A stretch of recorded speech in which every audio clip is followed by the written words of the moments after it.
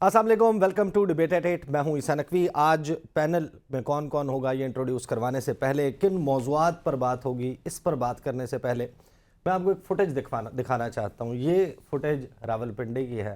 ज़रा फुटेज देखिए और इसमें कौन शख्स है, उसके साथ क्या हो रहा है वो ज़रा देखिए।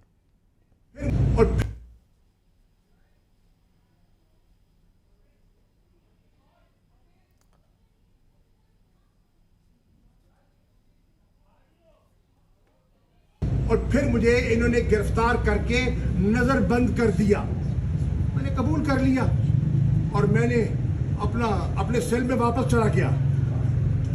आज मुझे इन्होंने कहा नहीं सर आप नहीं कर सकते, आई एम सॉरी। ये देखिए, ये देखिए, ये क्या, ये देखिए, ये देखिए, ये क्या कर रहे हैं, ये देखिए। इनका नाम है शाह महमूद कुरैशी। एज है इनकी 67, 67 साल उम्र है। 2 मरतबा पाकिस्तान के वज़ीर ख़ारजा रहे हैं और बतौर वज़ीर ख़ारजा कोई भी शख्स इस ओहदे के ऊपर रहता है वो पूरी दुनिया के साथ इंटरेक्ट करता है। पाकिस्तान की अंदरूनी सियासी लड़ाई शायद दुनिया के किसी भी मुल्क के लिए बहुत अहम ना हो, लेकिन शाह महमूद कुरैशी या ऐसा कोई भी शख्स जो पूरी दुनिया के वज़राए ख़ारजा के साथ या पाकिस्तान की रियासत का मुकदमा दुनिया के मीडिया के सामने रखता रहा हो, वो ज़रूर वाकिफ़ होते हैं उस शख्स से। और जब उसके बारे में इस किस्म की कोई फुटेज, कोई ख़बर आती है तो फिर पूरी दुनिया का मीडिया नोटिस लेता है। इस वक्त पाकिस्तान की रियासत और रियासत पाकिस्तान में मुख्तलिफ़ सियासी जमातें अपनी पंजा आजमाई में मसरूफ़ हैं और पाकिस्तान तहरीक इंसाफ को एक ख़ास सूरत हाल का सामना है। मेरे पास कोई बहुत ज़्यादा कमेंट्स नहीं है इसके ऊपर ऑफ़र करने के लिए, लेकिन मैं आपको ये ज़रूर बता सकता हूँ कि शाह महमूद कुरैशी साहब की इस फुटेज को, जो कुछ उनके साथ हो रहा है, इसको पूरी दुनिया ने नोटिस किया होगा। और एक बात सबको मालूम है कि अगर शाह महमूद कुरैशी सियासत से लाताल्लुकी का ऐलान कर देते और अगर शाह महमूद कुरैशी पाकिस्तान तहरीक इंसाफ से अपनी राहें जुदा कर लेते और अगर शाह महमूद कुरैशी जहांगीर तरीन के सियासी आशियाने पर जाना उनका ऑप्शन नहीं था, कोई और सियासी आशियाना तलाश करते, तो ना वो साइफर के मुकदमे में मुलजिम होते, ना ही रियासत ये समझती, कानून और आइन ये समझता कि ये शख्स, इसने कोई ऐसा जुर्म किया है जिसकी इसको सज़ा मिलनी चाहिए। सब कुछ मुआफ़ हो जाता। और ये खुलासा है इस वक्त पाकिस्तान की सियासी लड़ाई का।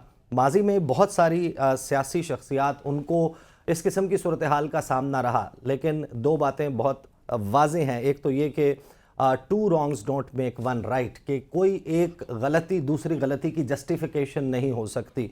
और दूसरी सबसे अहम बात कि हमने ये कब सीखना है कि इस मुल्क को इस लड़ाई से आगे भी बढ़ना है और इस मुल्क ने बिलाखिर नॉर्मलाइज होना है, यहाँ पर इस्तेहकाम वापस आना है। और उससे पहले एक मुज़ाकरात जो हैं वो ज़रूरी होंगे। उन मुज़ाकरात से पहले अगर कदूरतें, नफ़रतें इतनी बढ़ जाएंगी इस किस्म के वाक़यात से, तो फिर यकीनन उनको सुलझाना बहुत मुश्किल हो जाएगा। मेरे साथ आज गुफ्तगू में शरीक होंगे कामरान खान साहब, सीनियर सहाफ़ी हैं, टीवी के ब्यूरो चीफ़ हैं इस्लामाबाद में, और जहांगीर जदून साहब मुमताज़ माहिर कानून हैं, वो मुझे ज्वाइन कर रहे हैं स्काइप के ज़रिए। इसके अलावा कुछ ही देर में सेनेटर सफदर अब्बासी साहब GDA के सेक्रेटरी जनरल, वो भी मुझे ज्वाइन कर लेंगे। और जुल्फ़िकार बदर साहब जो बिलावल भुट्टो ज़रदारी के तर्जुमान हैं, पाकिस्तान पीपल्स पार्टी से ताल्लुक़ है, ये तमाम अशख़ास हमारे साथ मौजूद होंगे। पाकिस्तान में ज़ाहिर है कि इस वक्त इंतखाबात का माहौल वो सज गया है। पाकिस्तान पीपल्स पार्टी ने आज 27 दिसंबर पाकिस्तान की एक इलेक्टेड वज़ीर-ए-आज़म, 2 मरतबा वज़ीर-ए-आज़म रही बेनज़ीर भुट्टो साहिबा, उनकी बरसी थी। उसके हवाले से एक बड़ा इवेंट जो है वो पाकिस्तान पीपल्स पार्टी ने किया और 10 नुकाती इंतखाबी मंशूर का ऐलान किया है। इसके अलावा पाकिस्तान मुस्लिम लीग नवाज़ जो है उसका अभी तक इंतखाबी मंशूर तो नहीं मालूम, लेकिन उनके बहुत सारे लीडर्स इस बात की तगोदौ में ज़रूर नज़र आते हैं कि किसी तरीके से पाकिस्तान तहरीक इंसाफ सियासी मैदान से आउट हो जाए। अब मामला है इमरान खान साहब की नाअहली ख़त्म करने की दरख्वास्त। इसके ऊपर फौरी समाअत की इस्तदा सुप्रीम कोर्ट ऑफ पाकिस्तान से मुस्तरद हो गई है। लगभग 8 से 10 दिन शायद लगेंगे इस तमाम मामले में। पाकिस्तान तहरीक इंसाफ ने इस दौरान एक बड़ी डिफरेंट पॉलिटिकल स्ट्रेटजी अपनाई। उन्होंने साबिक़ वज़ीर-ए-आज़म मियां मोहम्मद नवाज शरीफ, जिनकी नाअहली ताहयात नाअहली अभी ख़त्म नहीं हुई है, 2 जनवरी को वो केस टेकअप होना है, तो जो स्क्रूटनी का मरहला है कागज़ात नामज़दगी के बाद, उस पे नवाज शरीफ साहब के कागजात नामजदगी चैलेंज ना करने का फैसला किया, जबकि दूसरी तरफ इमरान खान साहब जो हैं उनके कागजात नामजदगी चैलेंज होंगे। और अब से थोड़ी देर पहले सदर आरिफ अलवी उन्होंने शाह महमूद कुरैशी साहब की गिरफ्तारी के मामले पर, जिनको अब 9 मई के मुकदमा में गिरफ्तार किया गया, उस पर एक ट्वीट किया है। वो खासी देर से हमने देखा कि वो सियासी मामलात में बिल्कुल खामोश थे और उन्होंने ये कहा है कि हमें ऐसी रियासत नहीं बनना चाहिए जहां इंसानी हकूक़ और वक़ार को बिला खौफ पामाल किया जाए। कागजात छीनना, मुजाहिरीन के खिलाफ बेरहमाना कार्रवाई और अब 2 हुकूमतों के साबिक वज़ीर ख़ारजा के साथ गैर मुहज़्ज़बाना सलूक पर हुक्काम को ज़रूर तवज्जो करनी चाहिए। रुज्जत पसंद दलाइल के ऐसे वाक़यात पहले भी रूनुमा होते रहे हैं, मुनासिब नहीं, क्योंकि पाकिस्तान को बदलना होगा और अगर हम बहैसियत कौम इस पर मुत्तफ़िक हैं तो आज से बेहतर कोई दिन नहीं। इसके साथ ही हम गुफ्तगू का आगाज़ करते हैं और सफदर अब्बासी साहब, क्योंकि कॉलीग भी रहे हैं, उनका बड़ा अच्छा ताल्लुक भी रहा है शाह महमूद कुरैशी साहब से, तो उनसे मैं चाहूँगा कि आगाज़ में मैं I need your comments Abbasi साहब, शाह महमूद कुरैशी के साथ जो हो रहा है आप कैसा महसूस कर रहे हैं बहैसियत सियासतदान? लेकिन जी सर साहब जो सीन आज नजर आए, मैं समझता हूँ कि सारे एपिसोड के अंदर मेरी नज़र में वो इंतहाई जो सियासी वर्कर्स के हवाले से या सियासी क़यादतों के हवाले से जिस अंदाज में एक बेल होने के बाद फिर 15 दिन की डीसी अपने उनकी डिटेंशन के ऑर्डर्स वापस होने के बाद फिर जिस अंदाज में उनको गिरफ्तार किया गया, यकीनन कलीग की हैसियत में वो अपनी जगह, लेकिन एक सियासी वर्कर की हैसियत में मैं इतना ही कह सकता हूँ कि ये यकीनन जो है ना बहुत ही जो है ना इस किस्म के सीन से जो अगर पाकिस्तान की सियासत में अगर ना हो तो हम कहीं बेहतर जो नजर आएंगे। लेकिन ये कि जो कुछ हुआ वो जिस अंदाज में, और ख़ास तौर पे शाह महमूद कुरैशी साहब की जो शख्सियत रही है, वो हमेशा बड़े मेलो किस्म के सियासतदान रहे हैं और उन्होंने कभी भी किसी भी हवाले से मैं ये नहीं कहूँगा कि उन्होंने कानून को हाथ में लेने की कोशिश की है। यकीनन वो अपनी बात जरूर कर रहे हैं क्योंकि वो फील कर रहे हैं कि उनके साथ एक ज्यादती हो रही है और वो ज्यादती को वाशगाब अंदाज में अपने जो भी उस वक्त उनका एक्शन था उसके जरिए बयान करने की कोशिश कर रहे थे। उसका मतलब गालिबन ये नहीं था कि जी आप उनको इस अंदाज में, और सीनियर आदमी है, मेरी नज़र में सीनियर सियासतदान भी हैं और उनकी एक अपनी फॉलोइंग भी है, चाहे वो स्पिरिचुअल फॉलोइंग हो या ये कि दूसरी सियासी फॉलोइंग है। मैं समझता हूँ आज जो कुछ हुआ है वो बैड टेस्ट हुआ है और गालिबन आइंदा आने वाले दिनों में ये सीन जो है ना, ये कोई भी किसी भी किस्म के एडमिनिस्ट्रेशन के हवाले से कोई अच्छा तासुर नहीं दे रहे। अगर कोई मामला पीटीआई के साथ कहीं पे भी हैं तो उसका मतलब ये नहीं है कि जी इस अंदाज में हम उसको लेकर और एक पर्सनलाइज्ड जो है ना हम वेंडाटे की तरफ चले जाएं। मैं नहीं समझता कि इससे कोई पाकिस्तानी सियासत में आइंदा आने वाले दिनों में कोई बेहतरी आएगी। सही। Before I move on to other topics, Zulfiqar Badar साहब जो हैं, मैं उनसे भी इस पे कमेंट चाहूँगा क्योंकि उनके वालिद साहब जहांगीर बदर साहब जो हैं उनके साथ ताल्लुक था शाह महमूद कुरैशी साहब का। पीटीआई ज्वाइन करने से पहले वो पाकिस्तान पीपल्स पार्टी का हिस्सा थे। जुल्फ़िकार बदर साहब, आपकी सियासी जमात का आपका क्या मौक़िफ़ है इस सारे मामले पर? एक सीनियर सियासतदान, उनके खिलाफ जिस तरीके से ये सब कुछ हो रहा है, the way things are playing out, what's your comment?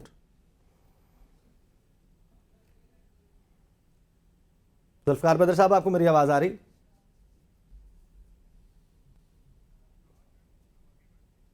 सही। जहांगीर जदून साहब, आप मुझे ज़रा बताइएगा कि शाह महमूद कुरैशी साहब के जो पहले 3 MPO के तहत डिटेंशन के ऑर्डर्स आए और उसके बाद ये जो गिरफ्तारी है, आपको लगता नहीं कि अब मामला जो है वो कानूनी और आइनी एतबार से इसको जस्टिफाई करना कि किसी शख्स ने अगर सियासी जमात कोई और ज्वाइन कर ली है तो फिर वो तो फ्री है, लेकिन जिसने नहीं की फिर उसके साथ ये सब कुछ हो? नहीं, इसमें देखें जो इनके साथ रवैया हो रहा है इसको कोई मज़हब माशरा जो है एक्सेप्ट नहीं करता, होना ही करना चाहिए। लेकिन बात यह है कि ये एग्ज़ाम्पल इन्हीं लोगों ने सेट की है जो, अगर मैं आपको थोड़ा ज़्यादा टाइम नहीं लेना चाहता, लंबी हिस्ट्री में ले जाऊँ। आज एक प्राइम मिनिस्टर एक्स जो है पीपल्स पार्टी का, उसको जुडिशल मर्डर किया गया, उसका केस सुप्रीम कोर्ट के अंदर दोबारा रिकन्सिडर हो रहा है जी कि सुप्रीम कोर्ट ने अपनी गलती जो है वो एडमिट कर ली है, करेगी। दूसरे एक प्राइम मिनिस्टर को मुल्क बदर किया गया, फिर उस वापस आने की कोशिश की, फिर उसके हाथों हथकड़ियाँ लगा के जेल के जहाज़ के अंदर वापस भेजा गया। फिर जो मैन हैंडलिंग हुई है लाहौर पे जो रेंजर्स ने की है मियाँ साहब के साथ, उसकी बेटी के साथ, तो ये पॉलिटिकल चीज़ें जो है जस्टिफाइड नहीं है किसी भी सूरत में, किसी भी पॉलिटिशियन के साथ। लेकिन मसला ये है कि ये पॉलिटिशियन एक दूसरे का तमाशा देखते हैं, जब उनके साथ होती है तो ये खुश होते हैं। आज तो उन्होंने कोई बयान नहीं दिया कि इनके साथ ठीक हुआ है, लेकिन यही काम जब ये पीटीआई के दौर में हो रहा था तो ये कहते हैं इनका इलाज ही यही है, इनको ये होना चाहिए। इन पे क्या हो रहा है, शहबाज शरीफ की आज एक वीडियो चल रही है, उनको धक्के मार के बख्तरबंद गाड़ी में सर डाल रहे हैं लाहौर में। तो ये देखें ना, बड़ा अनफॉर्चुनेट है। जो लोग कर रहे हैं आपको पता है क्या इससे वो हासिल करना चाहते हैं। तो ये किसी भी सीनियर सियासतदान के साथ, या वो सीनियर ना भी हो, कोई भी सियासी, इवन एक ऑर्डिनरी सिटीजन के साथ भी कोई मैन हैंडलिंग का लॉ या कोई रूल या कोई ऐसा जस्टिफिकेशन नहीं हो सकती कि आप एक सिटीजन ऑफ पाकिस्तान के साथ या किसी के साथ इस तरह मैन हैंडलिंग करें। तो ये जितना भी इंसिडेंट हुआ है, ये कोई जस्टिफाई, मेरे ख्याल में ना कोई पार्टी जस्टिफाई करती है, ना कोई वकील साफी कोई इसको जस्टिफाई नहीं कर रहा। तो ये मतलब है ये तौर तरीके बदलने चाहिए। इंसान की एक रिस्पेक्ट होती है। अगर आपने किसी मुकदमे में किसी को अरेस्ट करना है तो उसके बेशुमार तरीके हैं, लीगल तरीके हैं। उन्होंने जेल से भागते तो नहीं थे, हाँ भागते तो आप दौड़ के उनको पकड़ लेते, तो वो जेल के अंदर ही हैं। अगर आपने किसी और मुकदमे में उनको अरेस्ट करना है, अगर आपके पास कोई सॉलिड ग्राउंड है तो आप करें, फिर उनकी बेल हो जाएगी। सही, उनके लिए अदालतें रिलीफ दे रही हैं, अदालतें खुली हैं उनके लिए। सही। अच्छा जुल्फ़िकार बदर साहब, आपको मेरी अगर आवाज़ आ रही है तो आई नीड योर कमेंट्स, क्योंकि शाह महमूद कुरैशी जो हैं उनका ऑब्वियसली टाकरा मुल्तान में पीपल्स पार्टी जो है वो बड़ी स्ट्रॉन्ग है, वहाँ पर होना है। लेकिन एक सीनियर पॉलिटिशियंस के साथ जो कुछ हुआ है, पीपल्स पार्टी उसके ऊपर क्या कमेंट करती है? बिस्मिल्लाहिर्रहमानिर्रहीम। बहुत शुक्रिया भाई, आपने अपने प्रोग्राम में बुलाया। देखिए, पाकिस्तान पीपल्स पार्टी ने हमेशा ऐसे तमाम इक़दामात की मज़म्मत की है जिसमें किसी न किसी के साथ ज्यादती हो। पीपल्स पार्टी एक सियासी जमात है और इसके सियासी कारकुनों को, लीडरों को हमेशा से ज्यादती का निशाना बनाया गया। जो भी हुकूमती जबर या जुल्म हुआ है उसको पीपल्स पार्टी के लीडरों ने बड़ा खुश होके जो है उसको बर्दाश्त किया है और उसको बिल्कुल उसके ऊपर कुछ, क्योंकि आप कर ही कुछ नहीं सकते। जब जबर हो रहा हो तो आपको फिर उसको अपने हिम्मत और हौसले से, सब्र और बर्दाश्त से ही फेस करना है, अदरवाइज आपके पास कोई उसका हाल नहीं है। आज जो मामला हुआ, शाह महमूद कुरैशी साहब बाहर निकले थे, उनको चाहिए था रजिस्ट करने की बजाय पकड़ के उनको फिर भी लेके जाना था। तो उनको कहते हैं आराम से ही पकड़ के ले जाओ यार, तो वो रजिस्ट करने की जरूरत ही नहीं थी। लेकिन ये जो भी मामला हो रहा है इसके ऊपर देखें, तमाम पॉलिटिकल पार्टीज, खासतौर पे पीपल्स पार्टी तो हमेशा से इस तरह के तमाम मामलात के ऊपर आवाज उठाई है। पाकिस्तान पीपल्स पार्टी की लीडरशिप ने भी आवाज उठाई है कि पाकिस्तान के अंदर जमहूरी और फंडामेंटल राइट्स के हवाले से जब कोई जुल्फ़िकार बदर साहब नहीं होना चाहिए। जुल्फ़िकार बदर साहब, आज बिलावल भुट्टो ज़रदारी ने जो 10 नुकाती इंतखाबी मंशूर का ऐलान किया जिसमें बहुत सारे वादे किए गए हैं। हमारे यहाँ सियासतदान, सियासी जमातों के तरफ से इंतखाबी मंशूर आता है, इसी तरीके के वादे किए जाते हैं आवाम से। इसमें 30 लाख घर बनाने की बात है, मज़दूरों को सोशल सिक्योरिटी देने की बात है, सेहत की मुफ्त सहूलत की बात है, तालीम की बात है। ये तमाम बातें मौजूद हैं ब्रॉडली, जो तकरीबन हर सियासी जमात के एजेंडा में, उसके मंशूर में कमो बेश मौजूद होंगी। ज़ाहिर है कि उसमें वादा मुख्तलिफ हो सकता है कि हमने क्या करना है, लेकिन इस तमाम मंशूर के ऊपर अमल दरामद जो है वो शायद मुमकिन ना हो। उसकी वजह यह है कि इस वक्त जो पाकिस्तान के यहाँ में सबसे बड़ा मसला है वो एक सियासी भाईचारा नहीं है, लड़ाई है, मखासमत है, दुश्मनी में तब्दील हो चुकी है। और अगर आप इसको फिक्स नहीं करते और ये आपके मंशूर में नहीं है, आप हमें ये बताएं कि क्या ये ऑब्जेक्टिव्स, ये चीज़ें अचीव की जा सकती हैं? बिलावल भुट्टो ज़रदारी के पीपल्स पार्टी के मंशूर में ऐसा कुछ नहीं कि अगर आप हुकूमत में आते हैं तो इस सारे मामले को once and for all fix करने के लिए और कि ये दोबारा रिपीट भी ना हो, इसके लिए आप क्या करेंगे? कोई ट्रूथ एंड रिकन्सिलिएशन कमीशन, कोई बातचीत, मुज़ाकरात, वो भी इस वक्त बड़ा क्रॉनिक मसला बन गया पाकिस्तान का। बिलावल भुट्टो ज़रदारी साहब ने ये जो अपना मैनिफेस्टो के पॉइंट्स दिए हैं, इस पॉइंट्स के अंदर सबसे बेसिक चीज़ है जो कि बेनजीर इनकम सपोर्ट प्रोग्राम की जो है ना बेस पे आ रहा है और हमारे पास डेटा मौजूद है। जिन लोगों को हमने फ्री सहूलियात देनी है, 300 यूनिट की बिजली फ्री देनी है बिकॉज ऑफ सोलर पैनल्स, और किन लोगों को हमने फैसिलिटेट करना है और उसका तरीकाकार क्या होगा, उसकी सारी डिटेलिंग कर ली गई है। और इसके अंदर जब सेहत की बात आती है तो सेहत के अंदर सबसे ज्यादा, जैसे ये सेहत कार्ड था, ये भी बेनजीर इनकम सपोर्ट प्रोग्राम का ही एक हिस्सा था और उसी का SPU था जिसको एक पिछली हुकूमत ने लॉन्च किया। ये बेसिकली 52 प्रोग्राम्स हैं बेनजीर इनकम सपोर्ट प्रोग्राम के। तो उन 52 के 52 को इम्प्लीमेंट करते हुए थोड़ा थोड़ा टाइम लगेगा, लेकिन जो बिलावल भुट्टो जरदारी साहब ने कहा है वो इंशाल्लाह ताला आप देखेंगे जैसे अल्लाह ताला हुकूमत देता है, उस हुकूमत के अंदर आते साथ ही वो ये सारे प्रोग्राम की इम्प्लीमेंटेशन स्टार्ट हो जाएगी। घरों की भी बात है, वो डाटा उन्हीं लोगों को फैसिलिटेशन मिलेगा घरों का जो जिनका डाटा मौजूद है, जो लोग उस पर्टिकुलर क्राइटेरिया पे उतरते हैं। हाँ, जब हुकूमत में आ जाते हैं, इसको जो एक सियासी दुश्मनी है होनी नहीं चाहिए।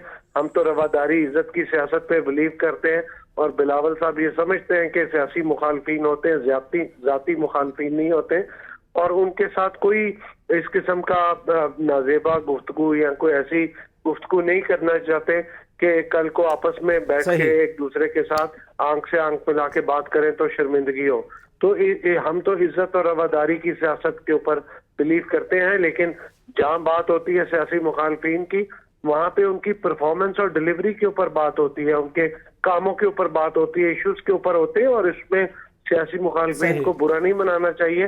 वो भी सियासी इश्यूज के ऊपर बात करें, डिलीवरी पे बहुत लोग बात करते हैं, परफॉर्मेंस पे बात करते हैं, हम उसका जवाब देते हैं। और जहां तक बात आपकी रहेगी कि इसको कैसे हल किया जा सकता है, बिल्कुल इसको जैसे पाकिस्तान के अंदर एक टाइम पे तमाम एक के अलावा तमाम पॉलिटिकल फोर्सेस स्टेक होल्डर्स को बिठा के एक ग्रैंड एजेंडा बनाया गया। मैं समझता हूँ दोबारा बिलावल साहब ही ये कोशिश करके तमाम पॉलिटिकल फोर्सेस को इकट्ठा करके एक ट्रूथ और रिकंसिलिएशन करने की बजाय पाकिस्तान के नेशनल इंटरेस्ट के अंदर एक short term, mid term, long term जो है पॉलिसी को डिटरमिन करें, ताकि हम पाकिस्तान को नेक्स्ट स्टेप पे और पाकिस्तान की ट्रांसफॉर्मेशन का जो प्लान है उसके ऊपर लेके चले।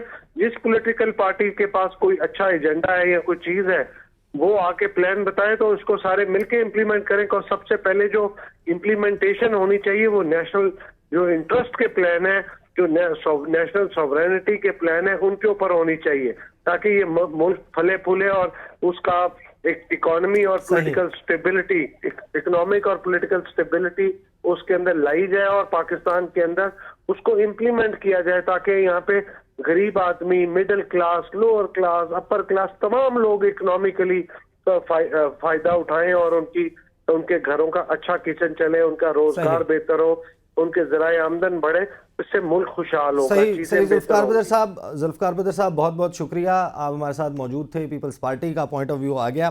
कामरान ये बताइए कि जिस वक्त भी ऐसी सिचुएशन क्रिएट होती है, सुप्रीम कोर्ट ऑफ पाकिस्तान जो कि पाकिस्तान में ज़ाहिर है कि आइन और कानून के हवाले से, इंसाफ के हवाले से, इंसाफ की फ्राहमी के हवाले से सबसे बड़ा इदारा है, इस सारी सिचुएशन में चीफ जस्टिस काजी फ़ाइज़ ईसा साहब जो जिनके लिए जो ख़ास तौर पर इंसानी हकूक़ के आर्टिकल्स हैं, पॉलिटिकल एसोसिएशन उसमें फ्रीडम है, असम्बली के दीगर और एक्सप्रेशन के, आप क्या राय रखते हैं? ये तमाम राइट्स, और वो तो काजी फ़ाइज़ ईसा साहब के बारे में मशहूर है कि वो उनके लिए बिल्कुल एक नो गो एरिया है कि उनको स्टैम्पीड नहीं किया जा सकता।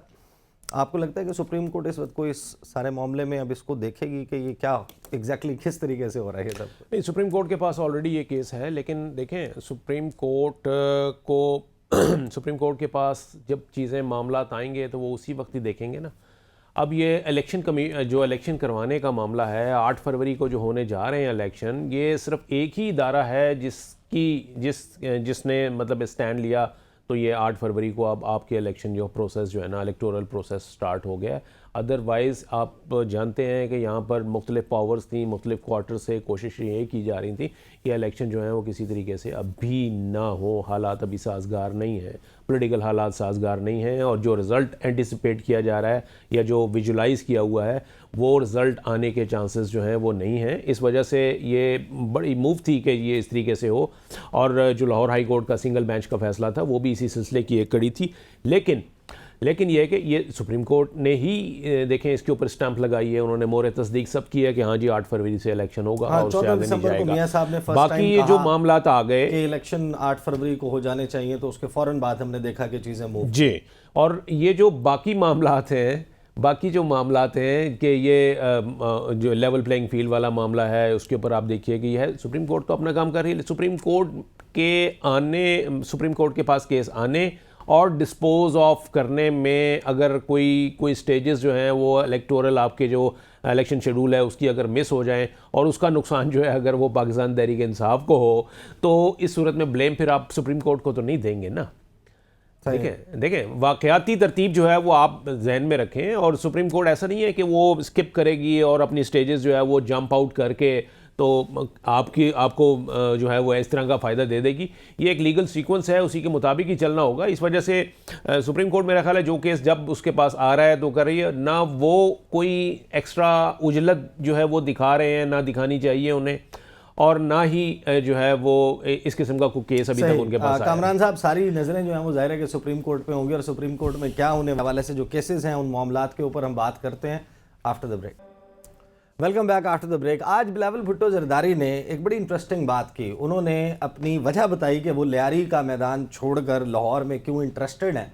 आज जब वो जलसे से खिताब कर रहे थे 27 दिसंबर के हवाले से, बिलावल भुट्टो जरदारी साहब ने क्या कहा, मैं ज़रा सुनवाना चाहता हूँ आपको। मैंने अपने टीम से कहा कि मैं चाहता हूं कि जो सबसे मुश्किल सीट है वो मुझे दे, मैं लाहौर जाके मुकाबला करता हूं, देखते हैं कि क्या होता है। हम दिखाएंगे इंशाअल्लाह ताला कि लाहौर का जियाला जिंदा है, कायदे अवाम का जियाला आज भी लाहौर के सड़कों में मौजूद है। इंशाअल्लाह ताला लाहौर में मुकाबले करने के लिए तैयार है, जीतने के लिए तैयार है। क्या लाहौर का किस्मत में ही लिखा है कि चौथी बार उसी बंदा को मुसल्लत करना है? जहांगीर जदून साहब, एक बहस चल रही है इस वक्त के शरीफ ख़ानदान अपने लिए महफूज हल्के ढूंढ रहा है। अब मानसहरा में NA-15 वहाँ पर मियाँ साहब ने कागजात नामजदगी जमा करवाए। कसूर बड़ा स्ट्रॉन्ग हल्का है, शहबाज शरीफ साहब वहाँ से इलेक्शन लड़ेंगे। अपने ज़ाहिर है कि लाहौर से भी इलेक्शन लड़ेंगे। फिर PP-80 से मरीम नवाज़ साहबा जो है वो वहाँ से भी इलेक्शन लड़ेंगी। शहबाज शरीफ के बारे में ये भी है कि वो 242 से कराची से भी इलेक्शन लड़ेंगे। तो बिलावल भुट्टो जरदारी की जो स्ट्रेटजी है वो थोड़ी सी डिफरेंट नज़र आती है। गालिबन आपने मियाँ साहब के कागजात नामजदगी जमा करवाए, तो आपको ये वजह समझ आई कि मियाँ साहब के कागजात PTI ने चैलेंज क्यों नहीं किए?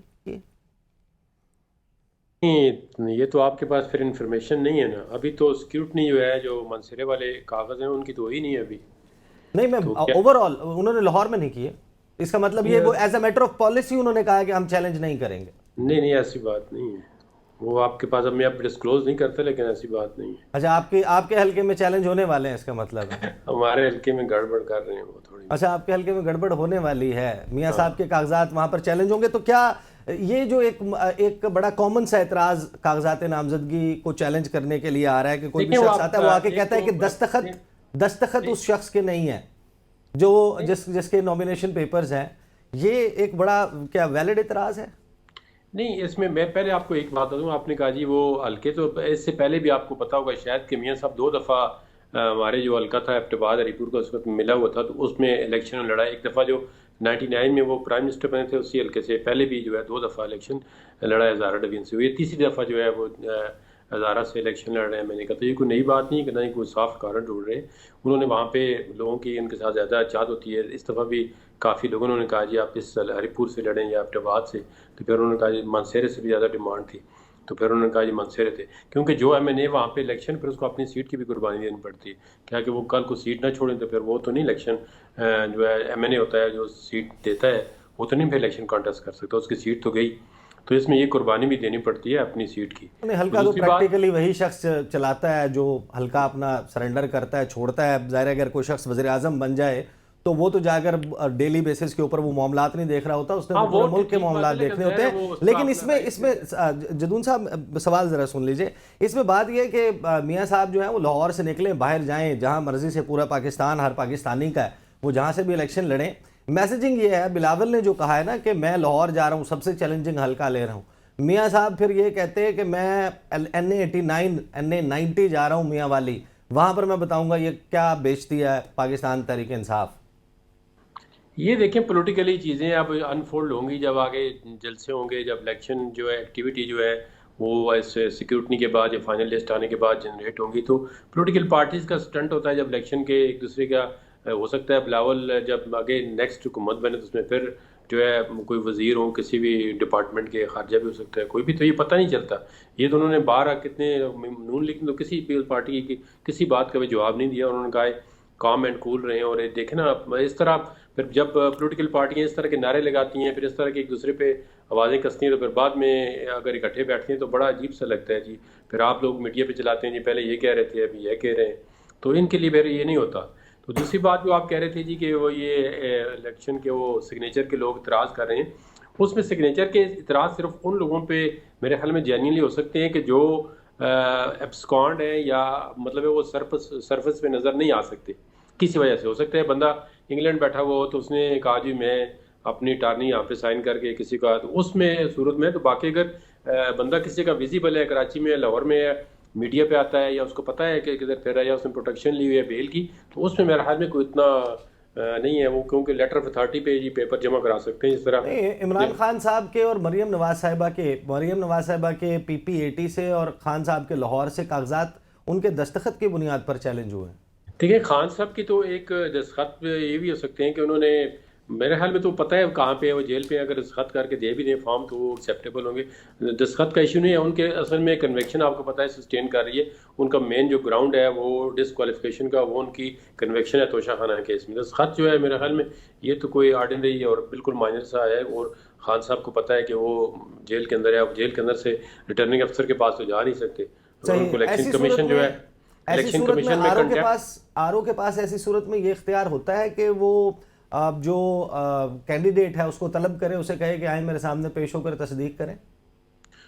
नहीं, रिटर्निंग अगर देखें ना, मिसाल के तौर पर कोई बंदा ऑब्जेक्शन करता है ये फेक सिग्नेचर है, अगर बंदा एक मौजूद नहीं है किसी जगह पे, तो फिर रिटर्निंग अफसर को शक शुबा पड़ सकता है कि हो सकता है इस बंदे ने अपने से उसके साइन कर दिए हो।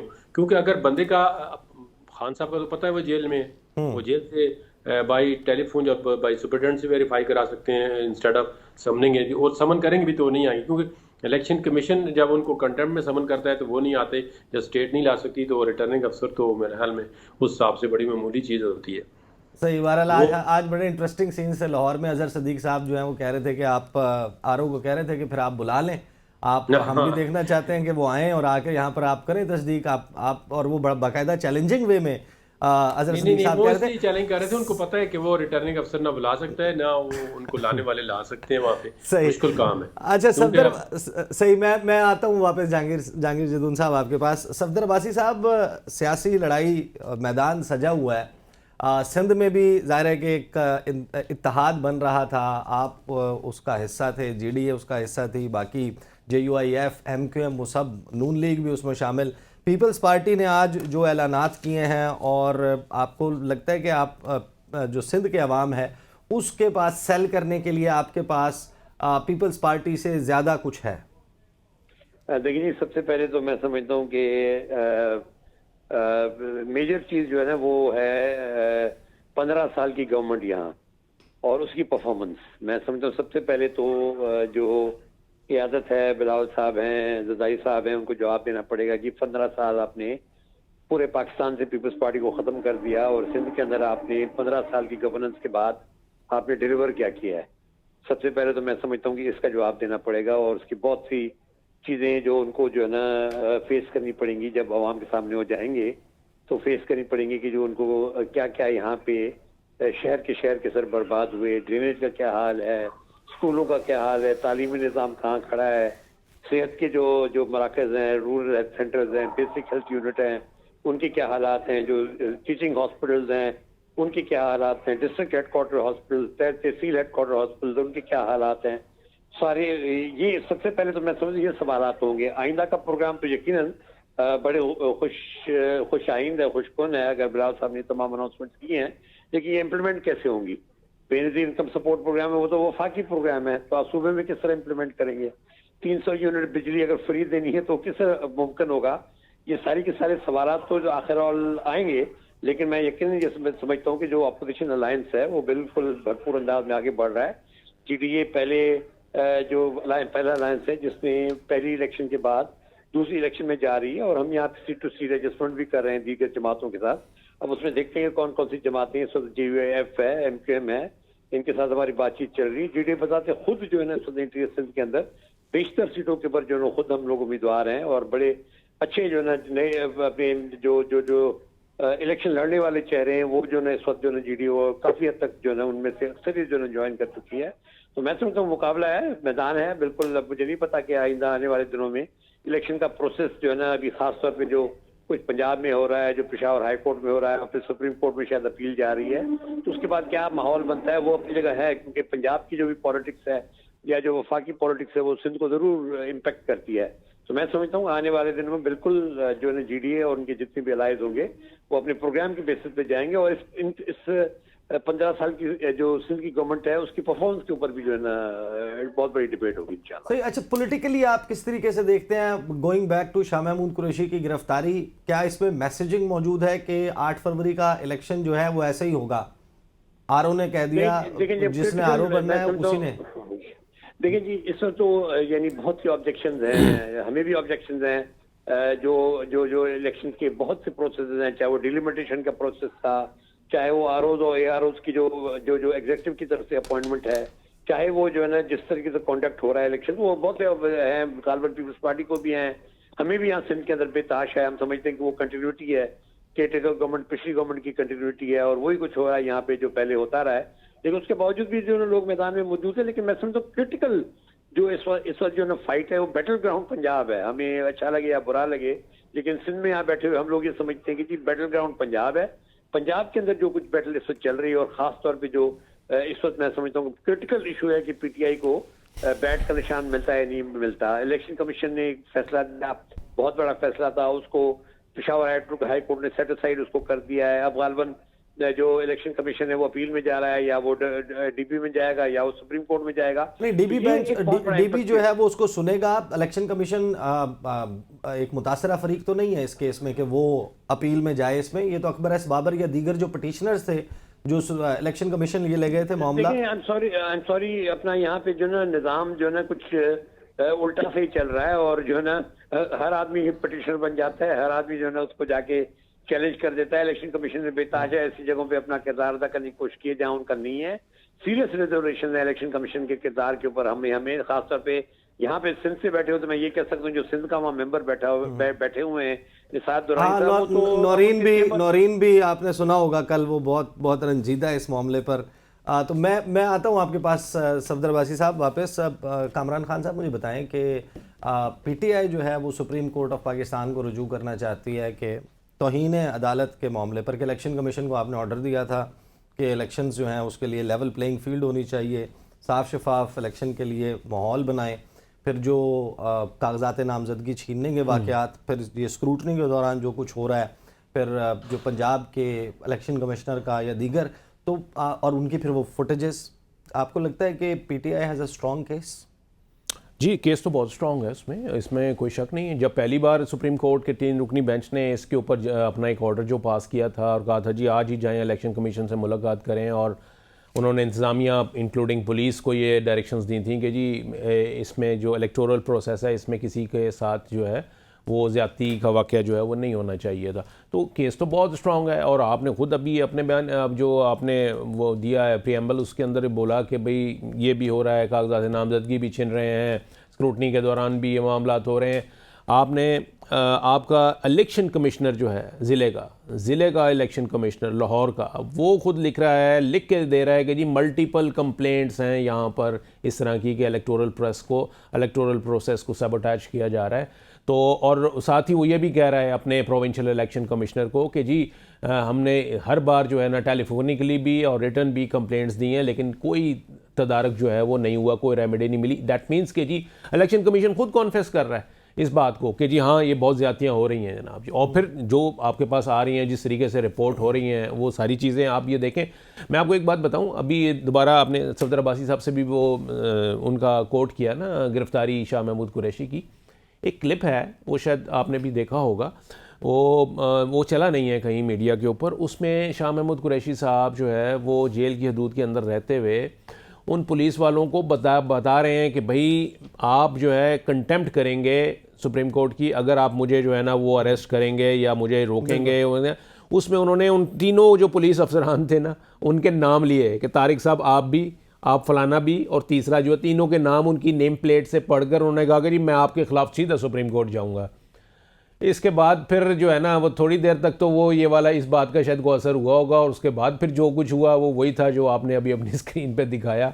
और मतलब ये कि कोई वो डर नहीं है। देखें, पुलिस है हमारी, खैर पंजाब पुलिस तो इस मामले में वैसे भी बहुत बदनाम है, इसमें कोई शक नहीं है, लेकिन यह है कि ये जो डर और खौफ नहीं नज़र आ रहा ना आपको पुलिस में या इंतज़ामिया में, वो उसकी वजह यह है कि उनको बाकायदा डायरेक्शंस हैं कि आपने ये इस तरीके का काम करना है। अगर कोई आपने किसी को कागजात नामजदगी से रोकना है तो उसके लिए कहीं से डायरेक्शन है, किसी को अरेस्ट करना है तो ऐसे ही नहीं है कि वो पुलिस जो है ना, और रात को सुबह ख्वाब आया कि जी वो 3 MPO के तहत भी आर्डर वापस हो गए हैं, सुबह उनकी गिरफ्तारी जो है ना हमने डालनी है।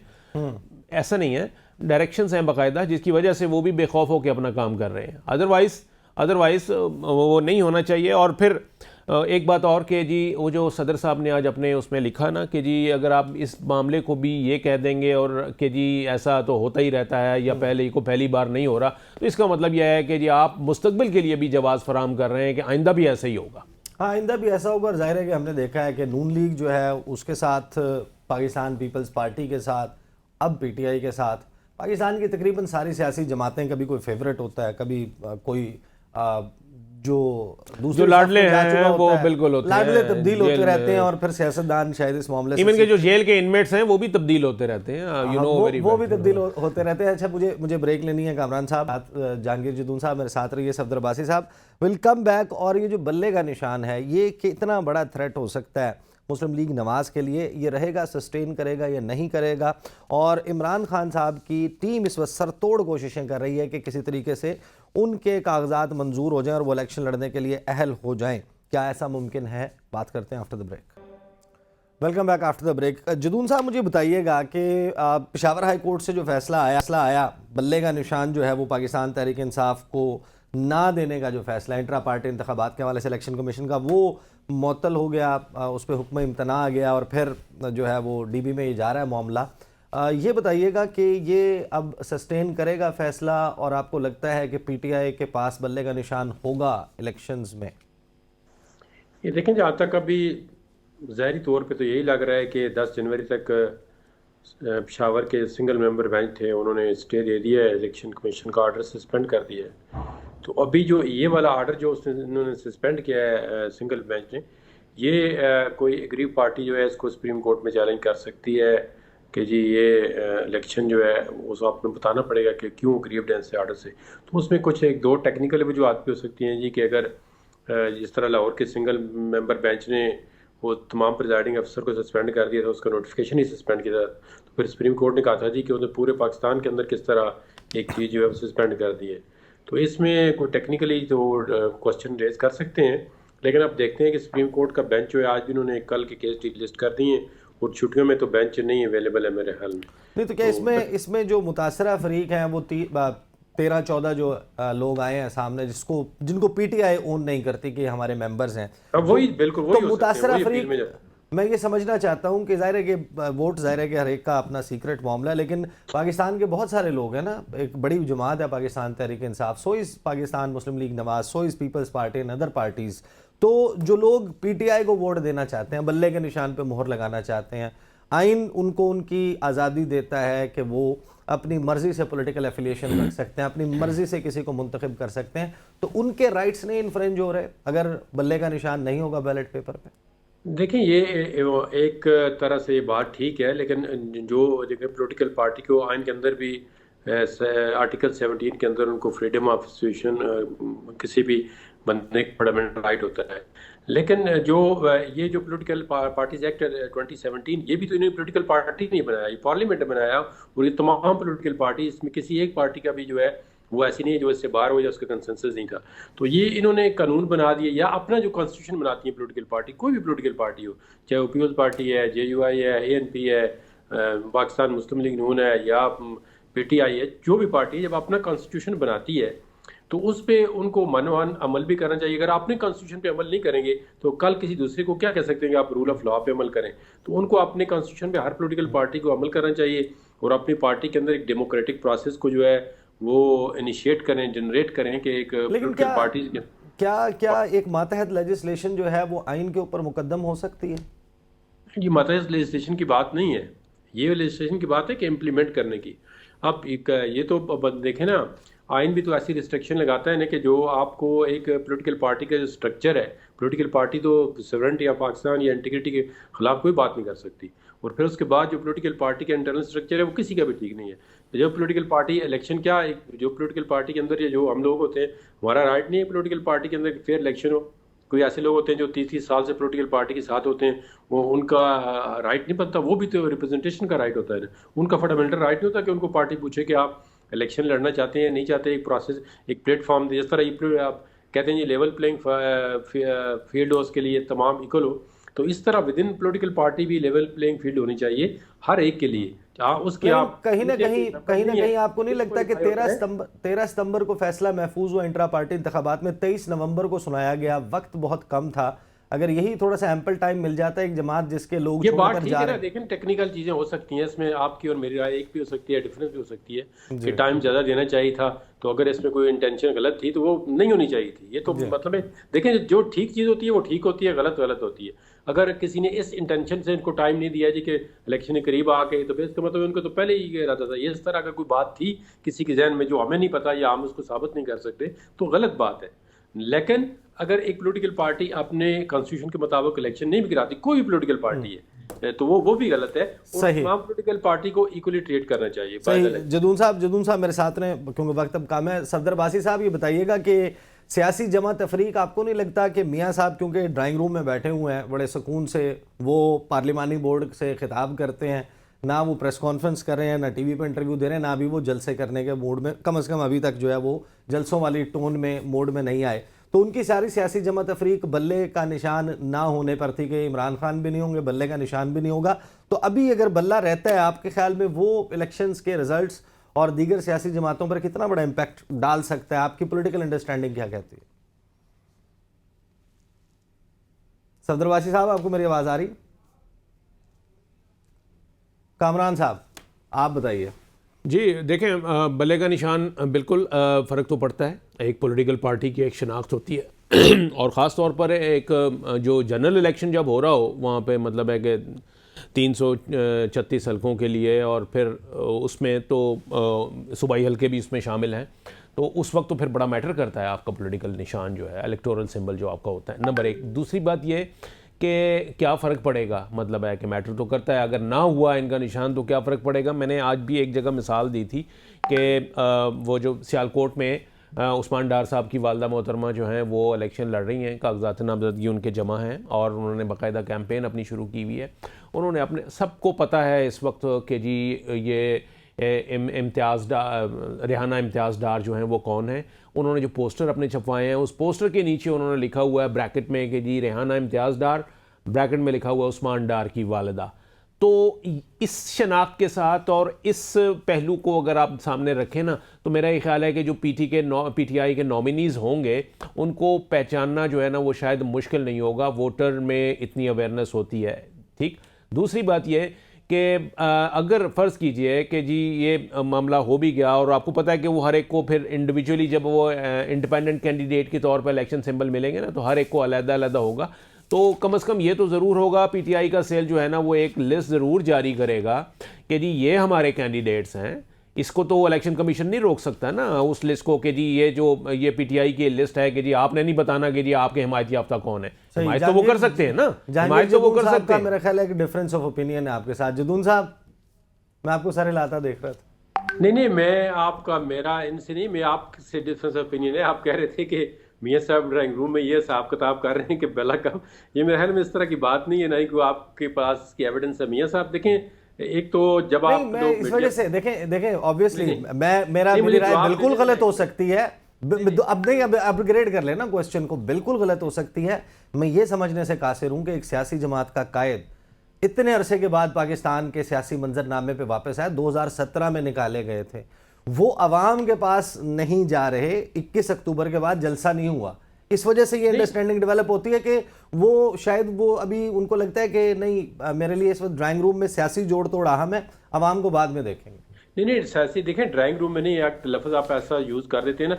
आप देखिए सुबह से शाम तक मेरे ख्याल में 10-12 घंटे या इससे भी ज़्यादा वो तमाम जो है पोलिटिकल जो प्रोसेस है उसको मुकम्मल कर रहे हैं। हर एक डिस्ट्रिक्ट का पूरा पाकिस्तान है, वहाँ पे इंटरव्यूज हो रहे हैं और लोगों ने बड़ी खुल की बातें की हैं कि उन्होंने बड़े तनकीद की है।